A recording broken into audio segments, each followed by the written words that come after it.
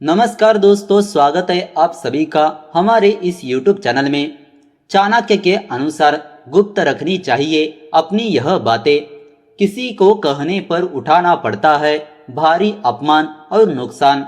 जी हाँ, चाणक्य नीति के रचनाकार आचार्य चाणक्य को बुद्धिमत्ता और विभिन्न विषयों में पारंगत होने के कारण आज भी श्रेष्ठ और बेहद विद्वान लोगों की श्रेणी में रखा जाता है।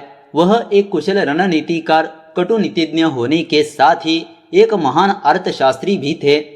चाणक्य द्वारा कई शास्त्रों की रचना भी की गई है जो आज भी मानव के लिए उपयोगी साबित हो रही है। उनके लिखे शास्त्रों में नीति शास्त्र की बातें आज भी जनमानस में बेहद लोकप्रिय और चर्चित है। आचार्य कौटिल्य के इस नीति शास्त्र को चाणक्य नीति के नाम से जाना जाता है, जिसमें मनुष्य जीवन संबंधी महत्वपूर्ण बातें कही गई है। यदि जीवन में इन बातों का ध्यान रखा जाए तो कई परेशानियों से बचाव हो सकता है और जीवन सुखमय रूप में व्यतीत होगा। चाणक्य के नीति शास्त्र में कुछ ऐसी ही बातें भी बताई गई है जिनके बारे में दूसरों से जिक्र करने से बचना चाहिए, अन्यथा जीवन में अपमान व नुकसान का सामना करना पड़ सकता है। तो आइए जानते हैं उन बातों के बारे में। सबसे पहली बात, पति पत्नी के बीच की बातें। नीति शास्त्र के अनुसार व्यक्ति को कभी भी अपने दाम्पत्य जीवन की बातें किसी और से साझा नहीं करनी चाहिए। पति पत्नी के मध्य का वार्तालाप स्वयं तक ही रखना चाहिए।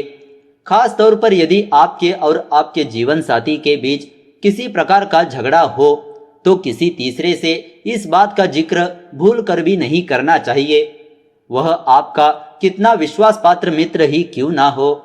इससे आपको आगे चलकर मान सम्मान की हानि उठानी पड़ सकती है। इसके साथ ही आपके रिश्ते में दरार भी आती है। दूसरा, अपने कार्य से संबंधित योजना। आचार्य चाणक्य कहते हैं कि कभी भी अपने कार्य से संबंधित महत्वपूर्ण बातों या योजनाओं का जिक्र किसी भी अन्य व्यक्ति के सामने नहीं करना चाहिए। इससे आपको कार्य क्षेत्र में नुकसान उठाना पड़ सकता है।